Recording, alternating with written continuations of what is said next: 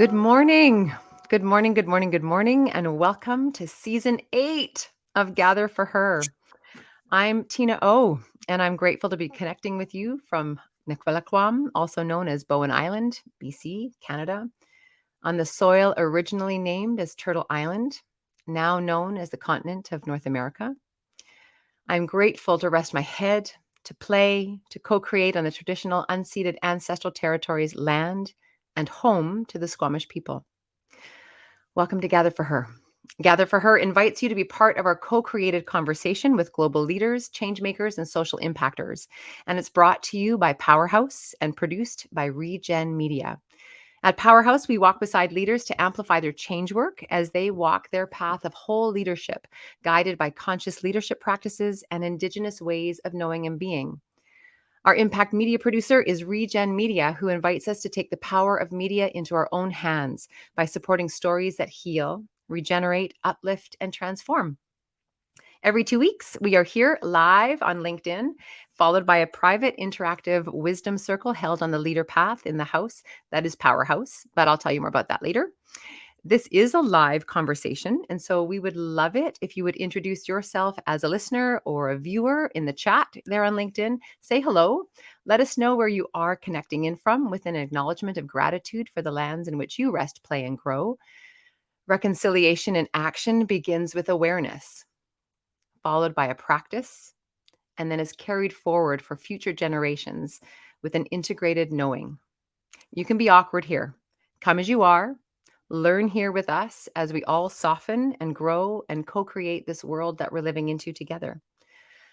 All right, so let's begin. We've got about 45 minutes to an hour. We'll see how this goes. We are co-creating. I'm going to pass to my sisters in change making and let them introduce themselves, and then we'll introduce our special guest for you today.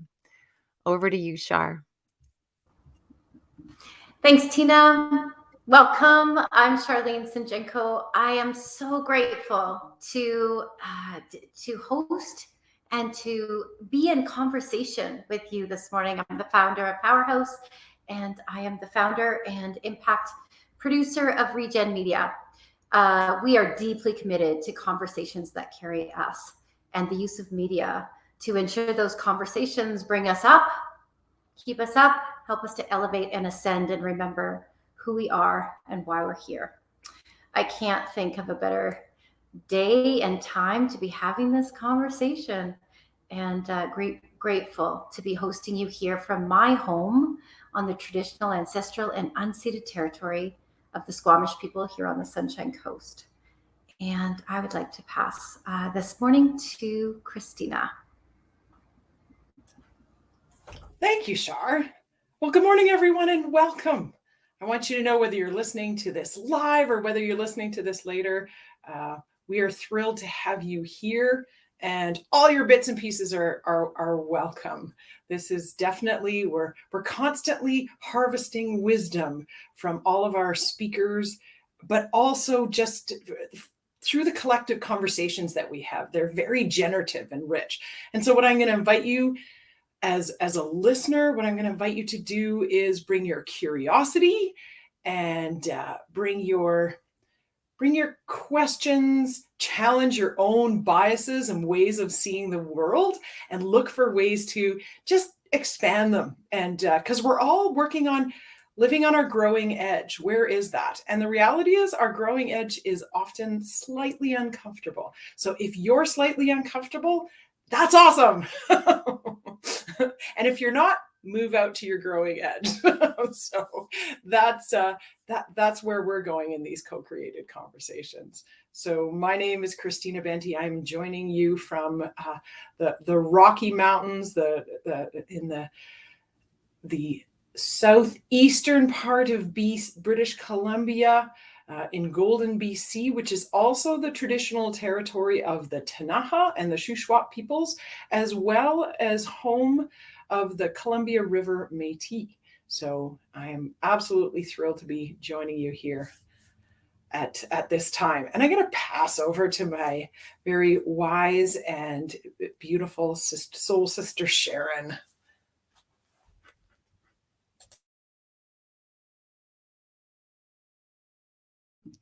Sharon, I think you're, here we go.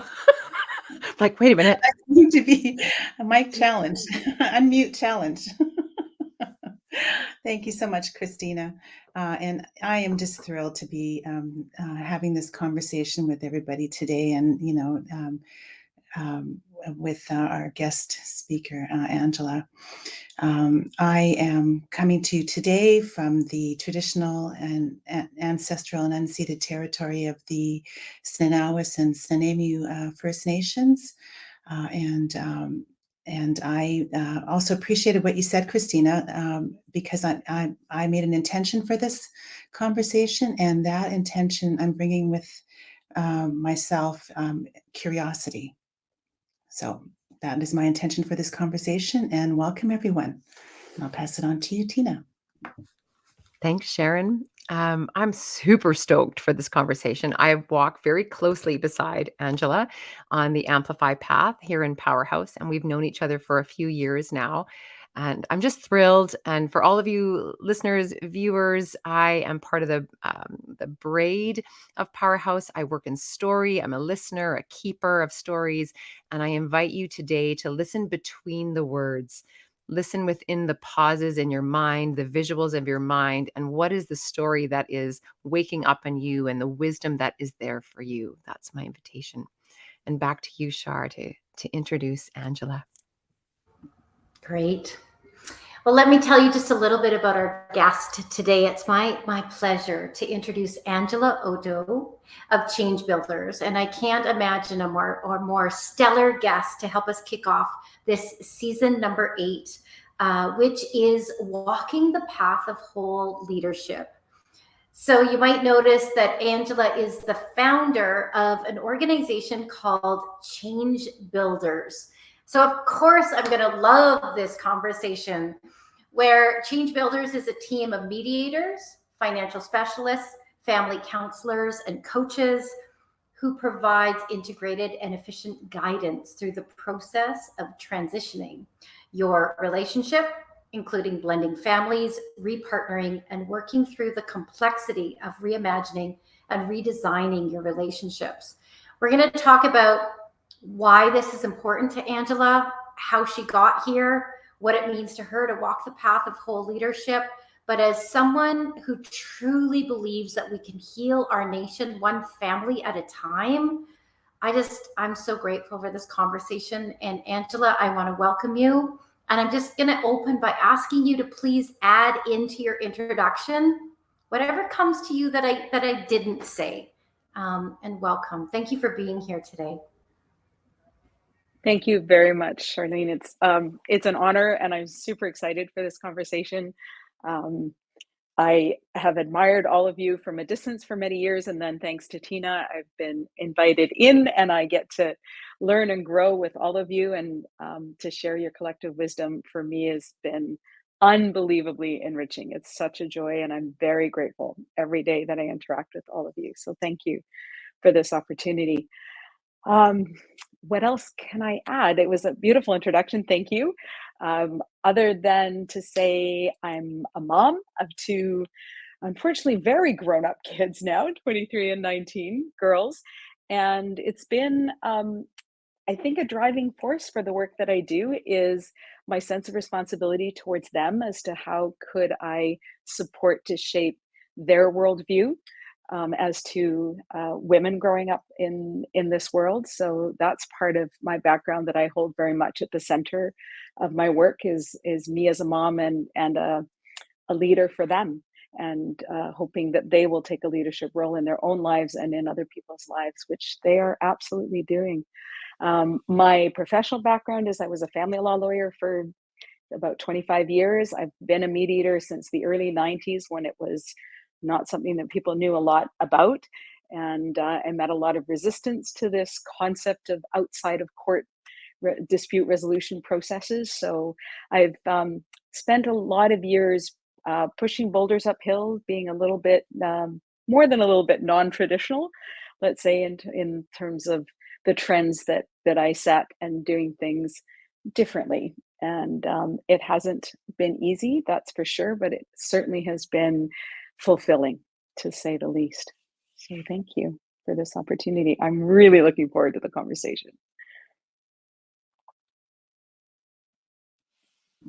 Fantastic. Well, I'm going to just take the first question because I feel like I even know some of your answers already because you and I work so closely together. So I'm excited to hear what comes out of your mouth for everybody else to hear.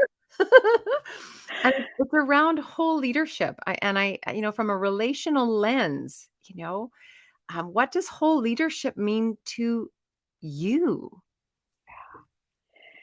I had to think about that because I was trying to think, what does that concept mean to other people, to the people who are asking the question? But um, so my answer to that is bringing all of me to any exchange that I have, whether it's an interpersonal exchange, in my intimate life or professionally. It's authenticity, it's compassion, it's being real, um, and more importantly, it's about being present for the other person where they are at instead of coming from a place of what's driving me.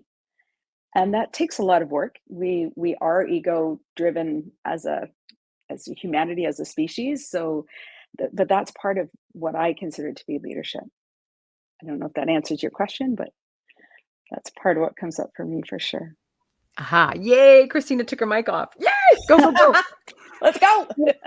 Well, so, in the introduction, I was talking about, thinking about our growing edge. And so, and I'm going to actually ask you to just drop below the waterline a little bit and hear what's your growing edge in terms of whole leadership? Like, what is that you both, that, that you can see, oh yeah, this needs to be a little bit different, and I don't quite know how to do this, like just that Oh edginess I'm gosh. curious about. Thank you for that question.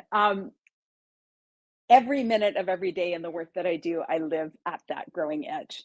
And I just check in with myself constantly because that's where I need to be to do the work that I do. Because leadership also means being in the space you want your clients to be in. And so if I'm not there, then how do I bring them there?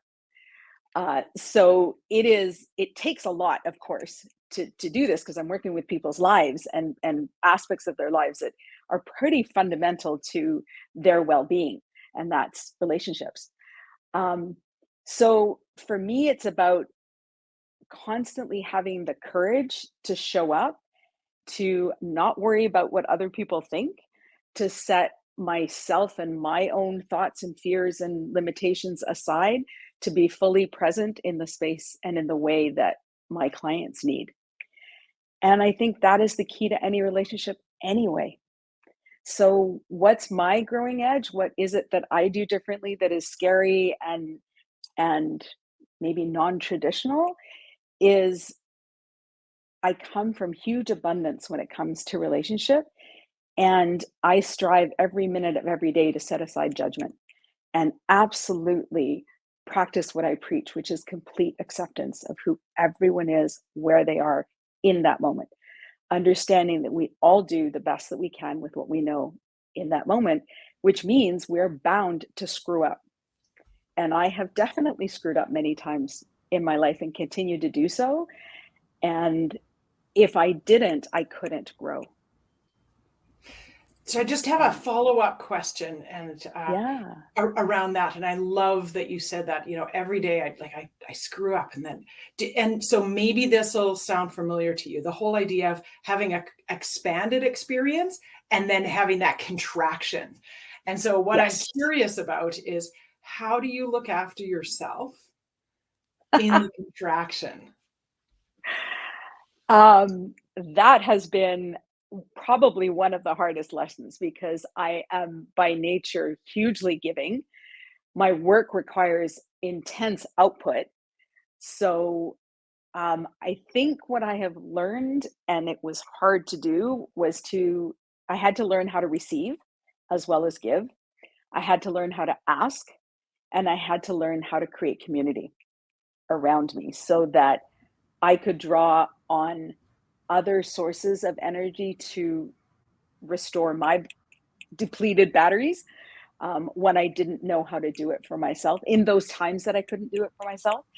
And I learned that not only in the work that I do, but because I've also had really significant health challenges my entire adult life. So I physically actually had to learn to receive in times when I wasn't physically capable of doing things for myself. So that's kind of been the universe saying, hey, Ange, here's how you absolutely need to learn self-care and acceptance of others' support, because otherwise you won't make it. Yeah. So it's Thank been you. about really leaning in to that community, which takes vulnerability and trust. And for a person who's grown up with trauma, that was also a lesson that I needed to learn. But the answer is to be in community with amazing people like you, and just trusting that. I absolutely love the phrase that Powerhouse has of hands at your back. That's the complete answer to your question. We need to put our hands around each other and absolutely know that there is someone there who's going to catch us and support us. Yeah, and so for those who are listening to you, I encourage the listeners to think about, well, first of all, that you're going to have an expansion and you're going to have a contraction, right? Oh yeah. And so normalizing that, we want to romanticize our expansion, but how do we ask for help and ask for those hands at our back? I need some hands at my back right now. That's beautiful. Thank you so much for. And it's resisting the instinct to withdraw and detach at a time when we actually need the exact opposite. And boy, totally, I want to talk about things when after. Yeah, let me figure it out first. When I've recovered. Yeah, when I have figured out the answer. No. Okay, I think Char's chomping. She's got something. Yeah, I mean, I think where it takes me is like, what's the tangible here? Like, what's the tangible? What can we ground into? And I want to offer that. I love what we're seeing about what if in contraction is the time we most need community. What if in contraction we went to the place of remembering we're interconnected. The piece for me that I want to pull through is the piece around time. Like, to bring your whole self to leadership, you have to feel safe. To trust that there will be hands at your back, you need time in. It's not something that happens automatically. And so I know my growing edge is absolutely trusting the 3 other women on the screen that you see, Angela. And not that it isn't hard and crunchy at times, because, as independent women, it's like, I'm just going to run with this myself as fast and hard as I can, because I know I can. But we've put the time in to understand that the best experience for all, for the greater good of all, comes as we work together as a braid. And I think that's what you're alluding to. So I just wanted to touch on, I can't show up as my whole self until I feel safe in the space. Because I'm a lot. I'm fiery. I'm punchy. I'm quirky. And I don't even want you to tell me my blind spots. Like those are all my edges, right? So yeah, it's time in as well. Like, and I just wonder where that takes us. I'm just going to pause us just for a sec, Angela, and then we're going to come back. Yes. I think we have some new people joining us. I just want to know, if you're just finding us here on LinkedIn, this is Gather for Her. We are a co-created conversation with global leaders, change makers, and social impactors, and it's brought to you by Powerhouse and produced by Regen Media. Every 2 weeks, we are live here on LinkedIn, followed by a private interactive wisdom circle that you're invited to join. That's where we unpack and harvest the wisdom that opened up in this conversation that we're having with Angela right now. Our wisdom circles are held on the Leader Path, Powerhouse's community of practice for whole conscious leaders who are walking a bridged path of Western leadership practices and Indigenous ways of knowing and being. And you can find out more about the Leader Path by going to powerhouse.com. You can sign up for a 30-day free trial. The Leader Path is a $99 per month leadership gym designed to accelerate your resilience, restore your well-being, and amplify your impact as you walk your own path of Indigenous ways of knowing and being, and learn how to embody what it means to be a good ancestor and make decisions through a 7-generational lens. So, Gather for Her is a live conversation. So, if you're just joining us, make sure you can chat with us on the side here. We will respond. Let us know where you're at, what's present for you right now in this moment in history that we're all living into. And let's keep co-creating together. Okay, so back to the conversation with you, Angela, and back to this this piece that Shar just dropped in around grounding us in on edges and such. Back to you. What I want to pick up on from what Charlene said is the concept of safety. It is the primary thing that I have to establish with my clients in order to do the work that I do. I don't have a lot of time to do that because if they don't have an immediate perception of safety, they're not going to engage in the process. They're already coming at a time of fear and pain because that's generally how we're motivated to look for solution is when the pain gets too much. And a lot of what we talk about in relationship or when people think of family mediation, they immediately think of separation and divorce. That isn't the only realm. Of course, that's one of the most common aspects, but I work in any kind of relationship and in relationships where people are looking to make a change. So if they're looking to make a change, it means that they're motivated by a reason to change, and often that reason is pain, that they're struggling with something. They know innately that they want to do something different. So when we're in pain, that means we're in fear. And so often we're in that fight or flight mode. That reptilian brain has been engaged. And so the rational brain takes a bit of a backseat. And so I have a limited amount of time to establish that immediate relationship of my own with clients. So I've learned how to do that pretty quickly. And what that takes, of course, is huge vulnerability on my part because I have to put myself out there and potentially face rejection. I'm not going to resonate with everybody. And much like you've shared, Shar, I'm a big personality too. And I've spent my entire life as a first generation Italian immigrant who felt like the shoe that never fit. I had to figure out, who am I? How can I show up in the world and be okay always feeling and being different? And a lot of my thought processes and my values are significantly different from mainstream, culturally, intellectually, philosophically, ethically, you name it. And so I had to constantly find that courage. And again, I have to reground myself by having the external support, by turning to just the gems in my life, like the Tinas of the world, and just sit there and go, Tina, I need you to hold me. I need you to reconfirm that I'm okay doing what I'm doing and that it's not going to be accepted by everyone, and that's okay. But not to hold back because there's value to enough people that what I have to say has value, that it's important for me to get it out there. But I can't do it alone. And that's the biggest message of the work that I do is we cannot survive unless we're in relationship. Physiologically, biologically, we need relationship. We've all heard that the worst torture a person can experience is to live in isolation, right? So that's why we consider it the worst punishment when it comes to prison systems and things like that. It's the cause of depression and suicide for many, many people is that isolation. And my goodness, have we ever experienced it during this pandemic? So the key is that to survive, we need relationship.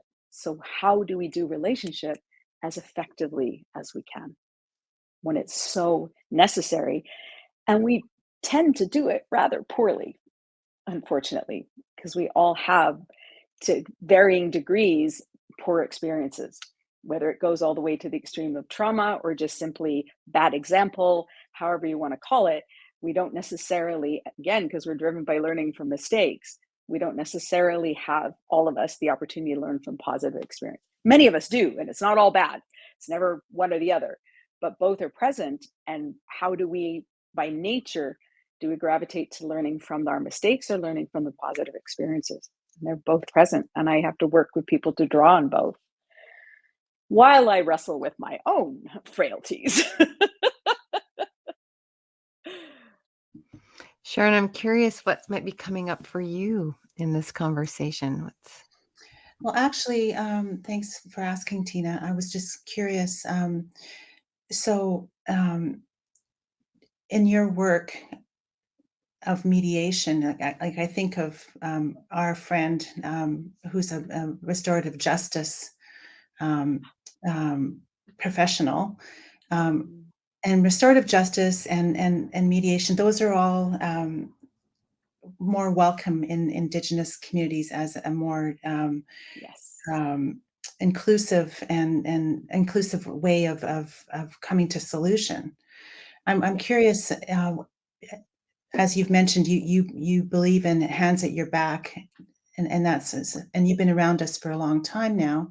What, if any, Indigenous ways of knowing and being do you bring into your practice that would make an Indigenous couple or an Indigenous person want to come to you for that would look to you and say, "Hey, she's someone I'm interested in getting to know better." I am I am constantly learning from the Indigenous values and history, and it just fascinates me because every time I learn something new, it confirms my value system and how I show up in the world. So there's unbelievable parallels. I think one of the most significant is the concept of community and the values that come from what we understand to be restorative justice is very much at the core of how I do my work as well innately. And it's because it's a constructive process. It isn't about it's about accountability and responsibility, not blame and punishment. So we have to be free in this world to make mistakes because we do anyways, and it's where we learn. And to punish is a yeah, it's a community message, but it's a negative message, and it doesn't heal. It simply humiliates. It degrades a person. So instead, we turn that around and say, how do we repair?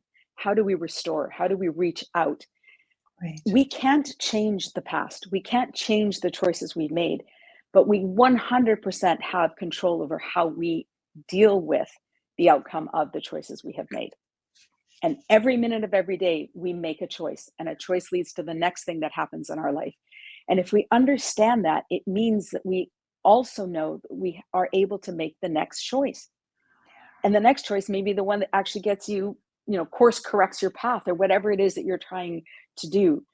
And it's about building back to another person.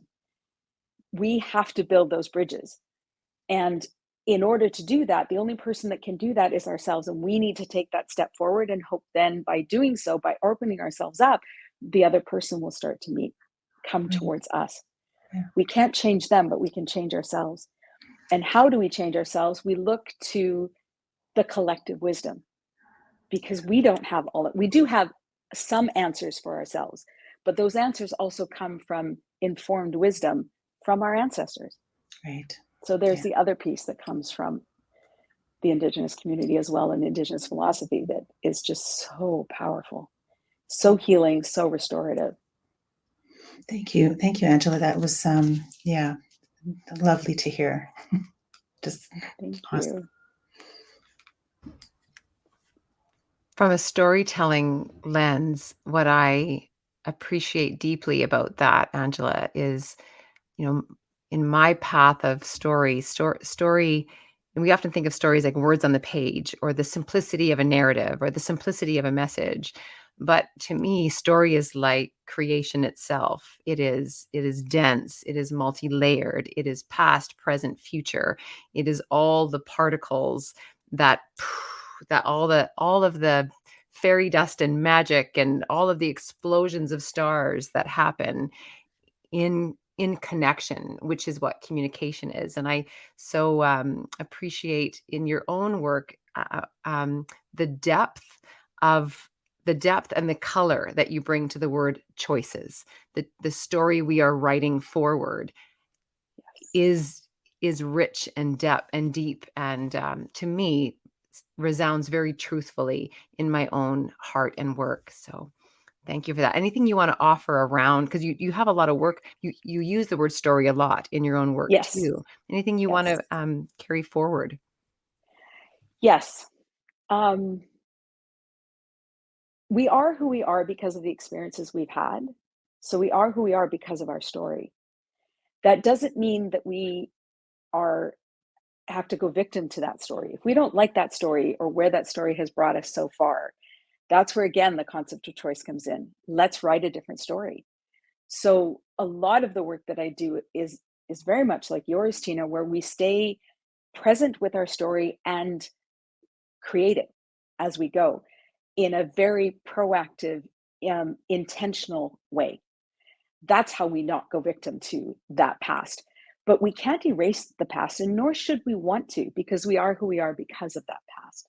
So it's really about bringing those two things together, not in a therapeutic way, but in a conscious choice way. So then we remain in that forward focused mode where we keep our power about us, our strength, our courage, and then can move forward in that knowledge and say, now what? Hey, I can do something different. It's entirely within my ability to change myself, change my outcome, change my story, change my ending. It's not written for me. It's written by me. Wow. It's not written for me. It's written by me. Whoo. I'm just going to reset the room and then we'll go to you there, Christina. I see you. If you are just finding us here on LinkedIn, welcome. You've just dropped into a rich, deep conversation on Gather for Her. It's a co-created conversation that we do for global leaders, change makers, and social impactors like you. And this conversation is brought to you by Powerhouse and produced by Regen Media. We're here every 2 weeks live on LinkedIn, followed by a private interactive wisdom circle that we want you to join in on. Our wisdom circles are held on the Leader Path, which is our community of practice at Powerhouse for whole conscious leaders who are walking a bridged path of Western leadership practices and Indigenous ways of knowing and being. We're talking about whole leadership, and you might be wondering, well, what do we mean by whole leadership? We suggest that it means bringing your whole self into the room. It means being in practice of feeling whole, being whole in all aspects of your life, in your thinking, in your doing, with your mental health, with your physical health, with your energetic health. It's bringing forward the 3 R's into how you live and lead so you can do the change work that you feel called to do. So if you're an employer listening to this or an HR person, we're talking about resilience, retention, and restoration. And if you're a change maker leader on this conversation, you could be both an employer and a change maker and a leader, but we're talking about renewal and rest and remembering and repair so that you can remember all that you are. At Powerhouse, we call this first steps. And we have created a 90-day cohort experience for individuals and teams. And you can find out more by visiting powerhouse.com. So Gather for Her is a live conversation. So make sure you're chatting with us over in the chat and let's keep co-creating together. And now back to our conversation with Angiola, Oddo from the Change Builders. And over to you, Christina. Awesome. Thanks, Tina. So one of the things I wanted to pick up on that you were just talking about is around choices and shifting the narrative. And part of that requires actually, what are the patterns of behaviors, right? And then how do I disrupt the patterns so that it forces the rest of the system to shift? And I imagine that's part of your work is actually illuminating what are the patterns, what's the dance we're in, and what's something different you can do. And so overlaid on not only your work but on whole leadership, what's that pattern disruption that you're paying attention to in your own life, and how do you help your clients do that work so that they can live into their whole selves? Yes.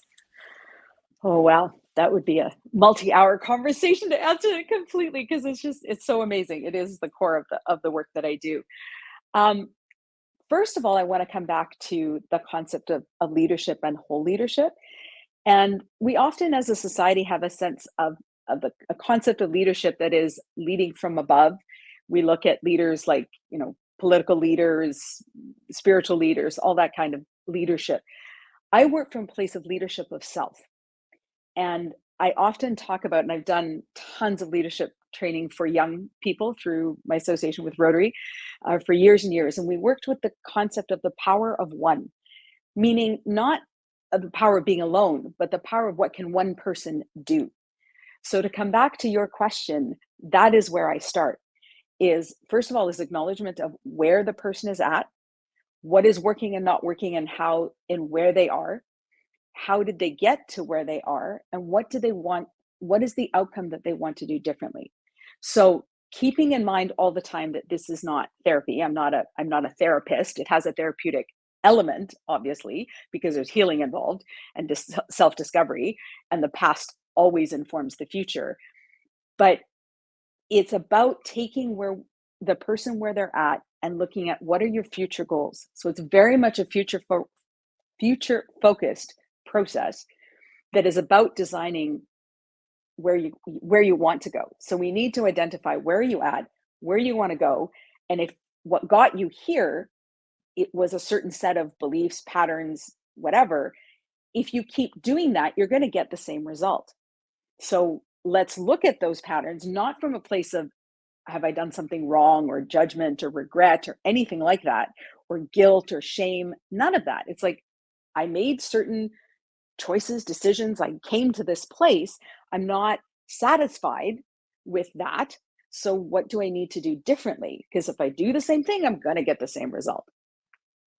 So that's my starting point, which is Awesome. That's very that's difficult first steps. at times, and often not as difficult as you would think. Because again, when a person comes to me, they're generally ready for this. They wouldn't ask for this process. They wouldn't ask for this kind of engagement if they didn't have the curiosity. Back to Sharon, who set the intention for this conversation. If they didn't have the curiosity about what else is out there, then they wouldn't be asking to talk to me. I appreciate you saying that it starts with the individual. I mean, isn't that something we've heard over and over again with everything? Is it starts with the Yes. individual. I mean, I do the Has same to. thing with my divas. They realize their own magnificence. They realize what they're capable of doing, and that brings the self-esteem and the confidence to go out there and seek more, right? So I really appreciate you saying that, Angela. Thank you, Sharon. The other concept I work with is I discourage my clients from saying they're sorry, not from the concept of apology, but the concept of we do this so much. We're teased as a country that we always say, I'm sorry. Canadians always say, I'm sorry, I'm sorry, I'm sorry.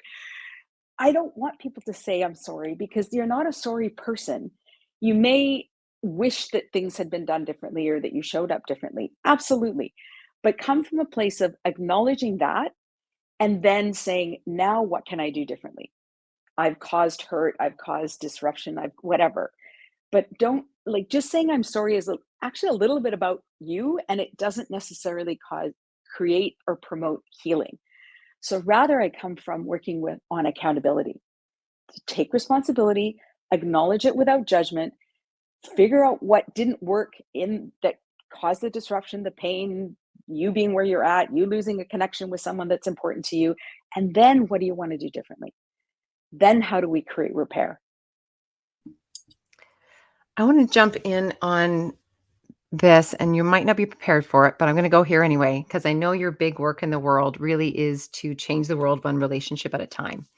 And Yes. certainly in the lens and the office you work in and the work that you do, it's interpersonal, usually between 2, 3, 5 people, right? And Yes. whatever their formation of family and or couplehood or Yes. relationshiphood may be.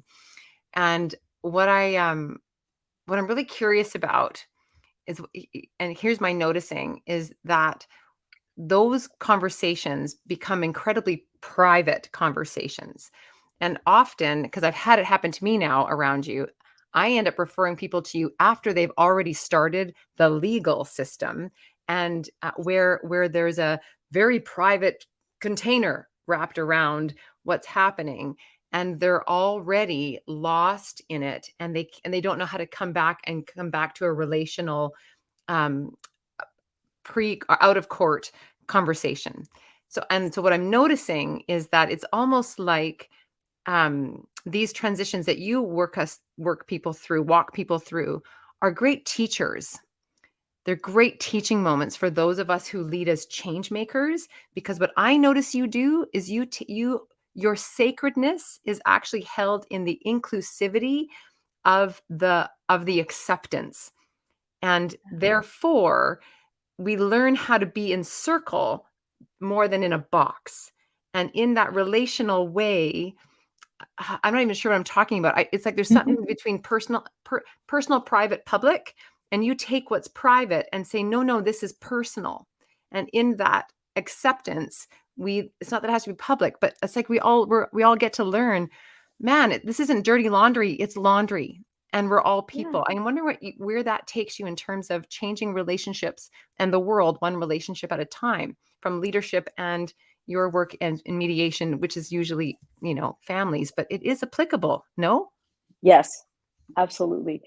So on the sort of public, private, personal aspect, the one of the challenges with our justice system is that, albeit family cases are what we call sealed, in other words, the public can't go in and view the file of a divorce, for example, whereas you can go to a criminal file and all of that is public record. So we have some respect for privacy theoretically, but it isn't a private process. It's a very non-personal process because you have a perfect stranger who is the judge that has to, in a very short amount of time, based on information provided to them about you through another voice box, which is your lawyer, sometimes yourself if you're self-represented, but the system is set up that you have someone representing you, in other words, speaking for you, expressing your voice, either on paper in affidavits or orally in court. And then a judge hearing this, putting as much information as is provided to him or her together, and then making a decision for you. So what's completely lost is self-determination. The outcome is driven by so many intermediate factors. It's not a direct line between you and your outcome. It's very indirect, very impersonal, and driven by so many forces over which you have no control.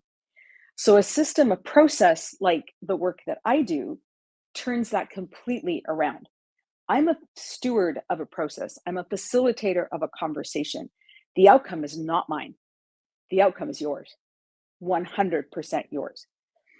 What I do is keep holding the mirror up, shedding the light, asking the questions, staying in curiosity, holding space, compassion, love, all of those things. But I can only do so much. The work is done by the people. And that's different. That's how it stays not just private, but intensely personal.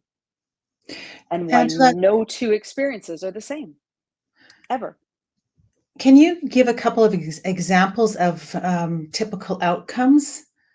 I'm just trying to think of what, the work that you do Absolutely. and compared to going to court and the Sure. outcome. If we're looking in the realm of separation and divorce, um, an example would be a family that I'm working with decided that it was really important for them to start their process by establishing 3 shared values. Where would you ever have that conversation in a courtroom? So we actually spent a significant amount of time, and it was a tussle and it was a battle because these people are separating to create shared values that would then be the foundation of the litmus test for the solutions that they then explored. And That's so they developed those shared values, they synthesized them to 3 core words, and they're literally up on the wall beside us during every session. wow. And we check in with, are we working with that? Are we working towards that in service of those shared stated goals? Because their deep commitment was, no matter what was happening between them, they wanted to remain in community. They want to, not wanted, they want to remain in community. So everything we did had to be in service of that. Thank you. That's a So great that's one example. example. Yeah, Yeah. that's a great example. And I can already imagine the outcome will be much more, what's the word? Friendly, I guess it's not the word, but it'll Yeah. be a friendlier outcome for sure. based on Yes. that. And look, Okay. it's not a panacea. It's not that we're saying, oh, you can all be lovey-dovey and friends forever. It's just reach even, I don't want to say that that's a lower standard. If the objective is to, whatever the objective is, maybe it's simply to be able to coexist, co-parent, part civilly. It doesn't matter what their outcome is. Whatever's important to them is what we're working to create. And that's the shared value, regardless of whether you do it overtly or just innately within the process. That's the becomes the objective. And then everything becomes in service of that. For some people, it means that they can actually coexist and have, you know, a huge, extended, blended, complex, messy, but joyful family where there's repartnering and kids of other families and you name it. Doesn't matter what it looks like. For some people, it's like, I just need to bring this part of my life and this connection to you to a respectful, decent close. I may or may not cross paths with you again, but I don't want it to haunt me. I don't want these kinds of hurts to continue to take up rent-free space in my head. I need to put it to rest. That may be the outcome. I'm going to pass Again, to it's not my outcome. both Go to ahead. Christina and Charlene to maybe jump on where this conversation is going around global leadership. Before Yes. we do that, we're just in our last little blibbity blab from me, then we'll go to our last section. Those of you who just landed, we've had 45 minutes in this wonderful conversation with Angela from the Change Builders. And this is Gather for Her, live on LinkedIn, a co-created conversation with global leaders, change makers, and social impactors. And every 2 weeks, we're live here on LinkedIn, followed by a private interactive wisdom circle that we invite you to join. So comment down below here and we'll be sure to send you a link, or just go to our website, powerhouse.com, to find out more. 7 generational leadership requires amplification. And at Powerhouse, we're not talking about taking up more space or getting louder. We're talking about becoming stronger, wiser, and more clear about the story of your change work, pardon me, and the social impact that you're up to in the world. Angela is on the Amplify path with us. Amplify is a 12-month storytelling, leadership, and global visibility program designed for leaders who are ready to step forward into the 7 generational leader they feel called to be. Amplification on the inside as well as the outside is not easy. Embodying 7 generational practices and being public with your message, like Angela is today, and story, is an integration, and it's worth it because it impacts all of our relations. And that's why our Amplify program at Powerhouse gives you everything that Powerhouse has to offer, and then some. It includes the leader path, first steps, a global visibility and amplification path, plus one-on-one wraparound care and coaching for you as a leader. And it's a personal journey. And if this sounds like you, I'm actually the person that you want to talk to.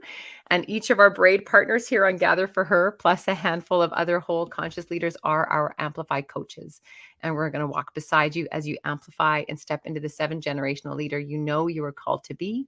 So just connect here with us if this interests you. And now we're going to move into our last section on this conversation with Angela. So back to you, Angela, from the Change Builders, and Christina and Shar around relational leaders. I just wanted to jump in for a moment, and particularly, like, there's been so many juicy bits in this, Angela, and it's been fantastic. And one of the things that I hope that our listeners will take away is that part of whole leadership is putting down the weapons, the blame, the shame, the finger pointing, Yes. assigning evil intent to others and Yes. or to ourselves, right? Like weaponizing the judgment against ourselves, like putting down the weapons and asking what else is possible. And so that needs to happen in our personal lives, in families, in relationships, but also our relationship to the land and to the water and to the air and in our governments. Like, it's just like your message has this, what you talked about today has such a rippling out effect, and it's so important. So thank you. I have thoroughly enjoyed hearing from you. And you're right, we could have talked for hours. But I'll turn it over to Shar. I just wanted to Thank get you, that in. So Christina. thank you. Thank you for capturing that so beautifully. Really, I appreciate it.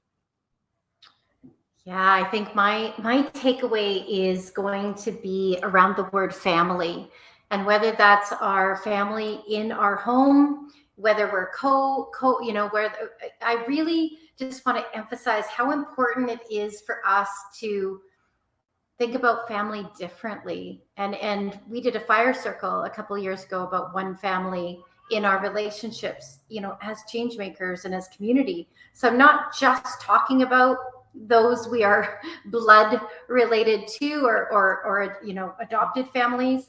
But what I took away from today is actually, I believe that when I think about forward focused for families to build them stronger in the future than we have in the past, thanks to people like you, Angela, it is to start to think about the word family as a verb and not a noun. To be in family, to set those values as a family before you Yes. need a mediator. So whether you're under one house or you're like across 22 houses with multiple parents, because I think that, yeah, just if we can just really activate the feeling of family and bring it through our actions rather than keeping family a noun, we're going to be so much further ahead. And so I just really want to thank you for Yes. that reminder to set values as a family. Thank you. Thank you. I I couldn't would have said just it better. That is so valuable a concept. If we could really embrace that concept of family, we would live a completely different life. And I'll just add that family and community are synonymous, and so my takeaway is is community, and so I Yeah. agree wholeheartedly with everything that was said. Thank you so much, Thank you. Angela. Thank you, Sharon. I think my takeaway, I feel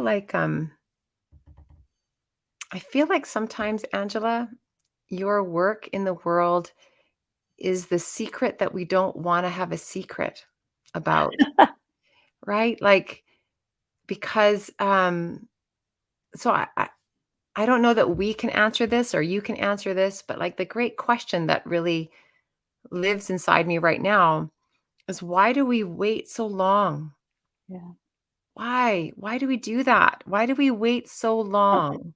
Why do we wait until we are in desperate need of repair? Why do we wait until there's division?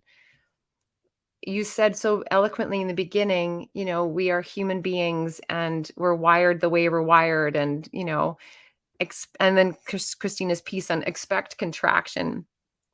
Yeah. And it's almost like we don't expect it. And so when it happens, I don't know, like, are we pretending it's not going on? And then it just gets so messy. And then we're like, I can't go there. I can't do that. I got to go get into this box called, I don't know. That's my question. Why do we wait so long? And I don't know where that takes you. You must stay up at night thinking about it. We've got a few more minutes. I Let's do another I quick do, round. and I chuckle because a lot of how I've framed the work that I do now, my reinvention of myself in the last few years, came out of a conversation um, that happened at a presentation I was doing on cohabitation and marriage agreements, and my husband was there, and he turned to me. We've been together for over 30 years, and he said to me, "If only we knew then what we know now." And I went, "That's it. That's my message. I want to help people know now what they will learn 30 years from now, but could benefit from knowing now." That's the key. So I don't have the answer to why we wait. I just know that I don't want people to wait. Let's do this work now. And somehow as a society, we have lost that focus on community, on family, on how we do relationship. We don't seem to put the training wheels on that and teach and put an intentional focus on how we do relationship. If I could even just bring it to people's awareness that it is something that deserves focus, because it is so critical to our well-being individually and as a society, then I've done my job.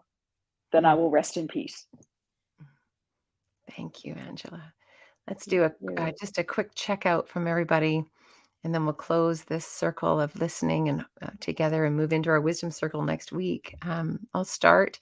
I have a greater awareness of how challenging we make this for ourselves, and yet also a deeper understanding of the simplicity of simply asking for help and trusting ourselves in that process. That's where I'm at, and knowing you're there.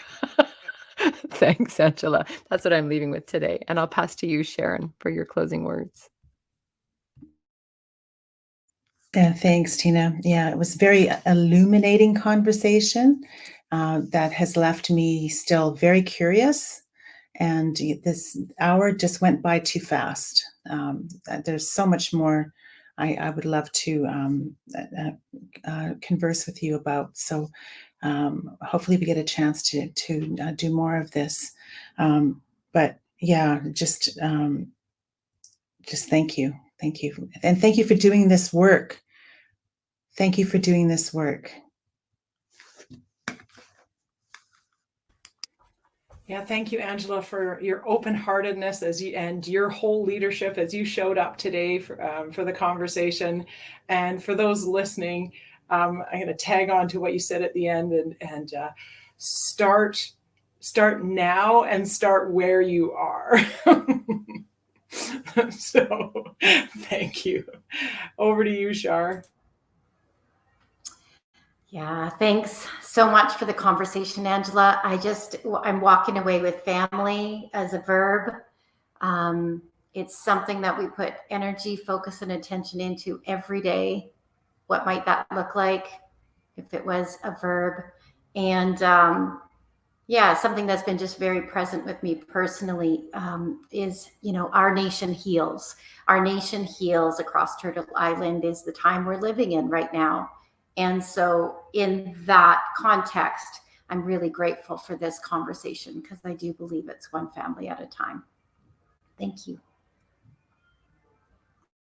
And Angela, you can Thank you close us. so much.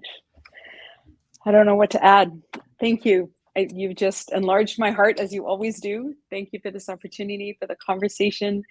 I'm happy to continue talking to all of you at any time.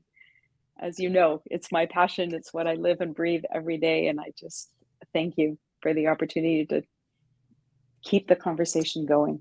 And thank you for being my family. Thank you. And thank you for joining us, all of our listeners here on Gather for Her, our co-created conversation with global leaders, change makers, and social impactors. This conversation has been recorded and it will be shared on our YouTube channel. So you can find it there. And again, as a podcast, which is renamed as The How for Her, which you can find on Spotify and all the other places where you find your podcasts. Gather for Her is hosted by Powerhouse, where we walk beside leaders to amplify their change work and integrate Indigenous ways of knowing and being on their path to whole leadership. Many, many, many thanks to you, Shar, to our impact media producer and sister company, Regen Media, who reminds us that we can take the power of media into our own hands when we support stories that heal, regenerate, uplift, and transform. Thank you to the hands at our back, Powerhouse and Regen's digital storytellers, Zoe Gray, Madeline Archibald, and Willow Smith. Thank you to my co-hosts and sisters in change, the Braid of Powerhouse, Charlene Sanjenko, Christina Benty, Sharon Marshall, and me, Tina Overbury. To our guest, Angela Oddo, you can find everything you need to know about her at thechangebuilders.com. And of course, she has a wicked Amplify profile coming out on powerhouse.com, so you can find that as well. And to you, our listeners, our community of change makers, leaders, and social impactors, thank you for walking with us in co-creation of the world that we are living into together. Reconciliation in action begins with awareness, followed by a practice, and then is carried forward within us as integrated knowing. You are always welcome here each week on Gather for Her, and there's always a place for you at our fire in Powerhouse. So much love to all of you, and we'll see you next week on the Leader Path, where we unpack this conversation. Be well and enjoy your week, everybody.